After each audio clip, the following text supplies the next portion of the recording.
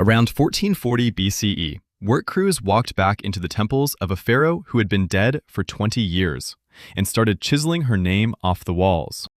The pharaoh was Hatshepsut, who had ruled Egypt as king for 2 decades. The order came from the office of her successor, Thutmose III, in the 42nd year of his reign, or later.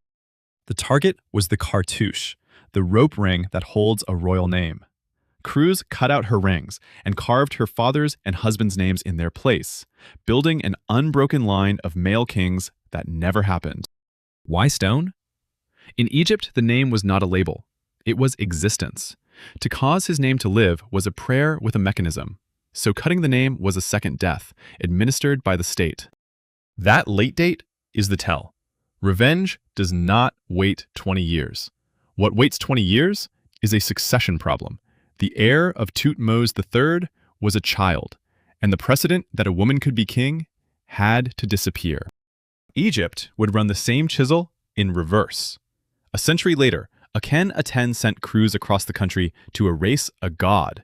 The name Amun cut out everywhere, even inside his own father's cartouches. Then the state erased him. After Akhenaten died, his temples were dismantled, his name and Nefertiti's were cut out, and official documents would call him only the enemy of Akhenaten.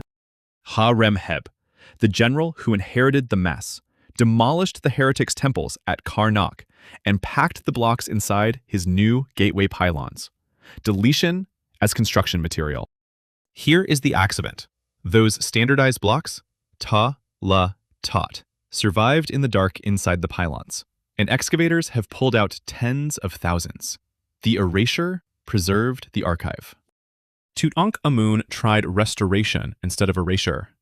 His stela admits the temples had fallen to ruin and the gods had turned away.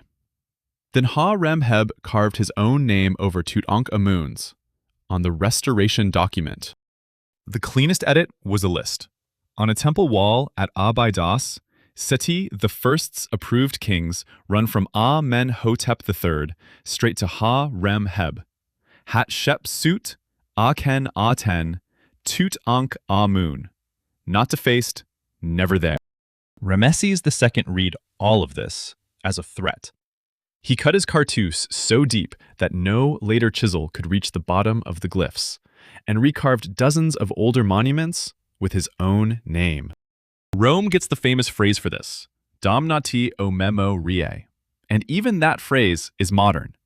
Egypt was doing it well over 1,000 years earlier, with higher stakes, not reputation, but afterlife.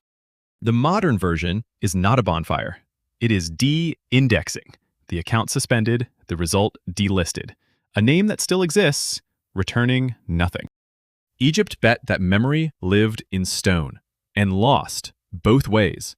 We read Hatshepsut's name in the scars. The deletion is the evidence.